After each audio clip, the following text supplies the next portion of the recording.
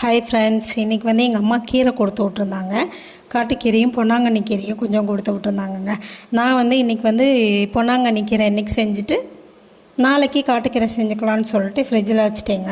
இந்த காட்டுக்கீரை பார்த்திங்கன்னா ஆடி மாதம் காடு விதைச்சதுக்கப்புறம் உங்கள்கிட்ட ஒரு 2-3 மாதம் கழித்து நல்லா மழை வரும் பார்த்திங்களா, ஐப்பசி மாதம் அந்த டைமில் தான் வந்து கிடைக்கும், சீசன் டைமில் தான் கிடைக்கும்.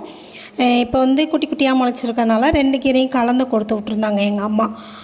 இதுதான் பார்த்திங்கன்னா வந்து மகிழிக்கீரை, இது வந்து குமுடிக்கீரைன்னு சொல்லுவாங்கங்க. இது தாங்க காட்டுக்கீரை. காலையில் ஒரு 6 மணிக்கு வேலைக்கு போகிறதுக்கு முன்னாடி எங்கள் ஒரு பொம்பளைங்களாம் ஒரு 4-5 பேராக குரூப்பாக போவாங்க. போயிட்டு காளான் கீரை எல்லாமே பறிச்சுட்டு வருவாங்கங்க. திண்டுக்கல் சைடு வந்து இந்த கீரை வந்து கொஞ்சம் அதிகமாக கிடைக்கும் சீசன் டைமில். எங்கள் ஊர் சைடு இப்போல்லாம் வந்து கேட்டிங்கன்னா வாரத்தில் ஒரு 4 நாளுமே பார்த்திங்கன்னா உங்கள் வீட்டில் என்ன குழம்பு, கீரை அவ்வளோ ஒரு அருமையாக இருக்குங்க, அவ்வளோ டேஸ்ட்டாக இருக்கும். கறி குழம்பெல்லாம் தோற்று போயிடனா பார்த்துக்கோங்களேன். நீங்கள் காட்டுக்கீரை சாப்பிட்றது